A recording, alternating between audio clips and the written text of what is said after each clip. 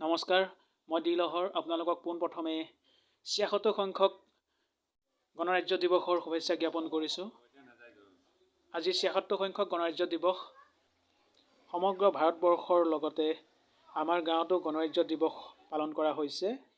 গণৰাজ্য দিৱস উপলক্ষে বৰকলা আদৰ্শ প্ৰাথমিক বিদ্যালয়ৰ ছাত্ৰ ছাত্ৰীৰ লগতে শিক্ষক শিক্ষয়িত্ৰী, গাঁৱৰ জ্যেষ্ঠ ব্যক্তিসকল আৰু সমূহ ৰাইজ আজি একত্ৰিত হয় আৰু তাৰে কিছু দৃশ্যাংশ আপোনালোকলৈ আগবঢ়াইছোঁ। পতাকাত পুষ্পাঞ্জলি অৰ্পণ আৰু পতাকা উত্তোলনৰ পাছতে আমাৰ গাঁৱৰ জ্যেষ্ঠ আৰক্ষী বিষয়া অৱসৰপ্ৰাপ্ত শ্ৰীযুত উত্তম সিং দেৱে গণৰাজ্য দিৱস উপলক্ষে বক্তব্য দাঙি ধৰে। তাৰে কিছু অংশ আপোনালোকলৈ আগবঢ়াইছোঁ। গতিকে আহক পলম নকৰি বক্তব্য আগবঢ়াইছোঁ। আপোনালোক সকলোকে শ্ৰদ্ধা নিবেদন কৰিছোঁ আৰু এই পবিত্ৰ গণৰাজ্য দিৱস উপলক্ষে সকলোকে শুভেচ্ছা আগবঢ়াইছোঁ। আজি ইয়াত সমবেত হোৱা দেশপ্ৰেমী সকলো ব্যক্তিক মই মোৰ প্ৰেমৰ পৰা শ্ৰদ্ধা নিবেদন কৰিছোঁ। গণৰাজ্য দিৱসত ভাগ ল'ব পোৱাটো এটি ভাগ্যৰ কথা, কাৰণ এইটো এটা পবিত্ৰ দিৱস। এই গণৰাজ্য দিৱসত ভাগ ল'বৰ কাৰণে হাজাৰ হাজাৰ মানুহ সমবেত হয়।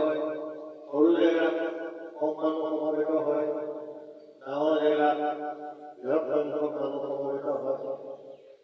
সেই হিচাপে আজি দেশৰ বিভিন্ন প্ৰান্তত এই গণৰাজ্য দিৱস পালন কৰিছে। দেশৰ ৰাজধানী দিল্লীত বিশাল আয়োজনেৰে বিদেশী ৰাষ্ট্ৰপতি আৰু বিদেশী নাগৰিকৰ সৈতে আমাৰ দেশবাসীয়ে গণৰাজ্য দিৱস উদযাপন কৰিছে।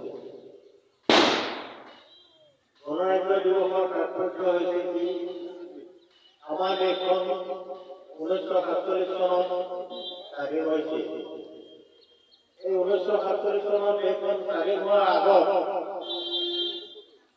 বহু বছৰ ধৰি, শ বছৰ ধৰি বিদেশী আক্ৰমণকাৰীসকলক পৰাধীন হৈ থাকিব লগা হৈছিল।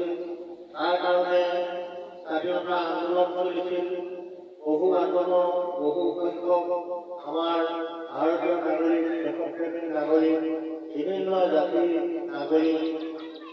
নাগৰিকে মৃত্যুবৰণ কৰিছিল। কিন্তু স্বাধীনতা সংগ্ৰাম চলি আছে।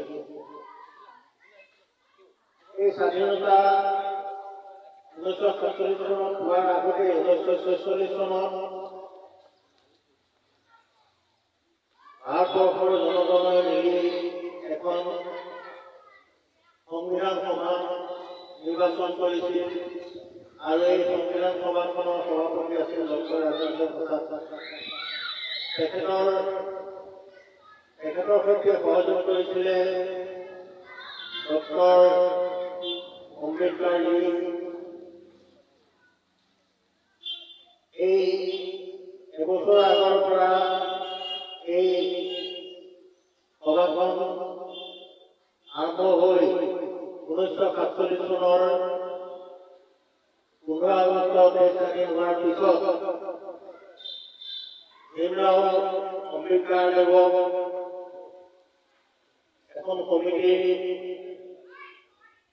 নিৰ্মাণ কৰি ভীমৰাও আম্বেদকাৰদেৱক এই সংবিধানখন বনাবৰ কাৰণে দায়িত্ব অৰ্পণ কৰিছিল।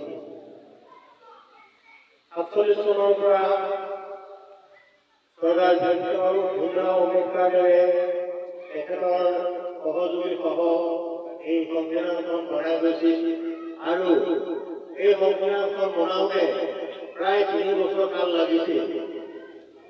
কাৰণ এখন দেশৰ সংবিধান ধুনীয়াকৈ বনাইছে, চন্দ্ৰখণ্ডলৈ খৰচী মাৰি আইছে বনাইছে, গতিকে সময় লাগাটো স্বাভাৱিক। প্ৰায় 3 বছৰ কালৰ অন্তৰত এই সংবিধানখন সম্পূৰ্ণ হৈ উঠে আৰু সংবিধানখন সম্পূৰ্ণ হৈ উঠাৰ পিছত সংবিধান সভাৰ সভাপতি ডক্টৰ ৰাজেন্দ্ৰ প্ৰসাদ ডাঙৰীয়াই স্বাক্ষৰ কৰে।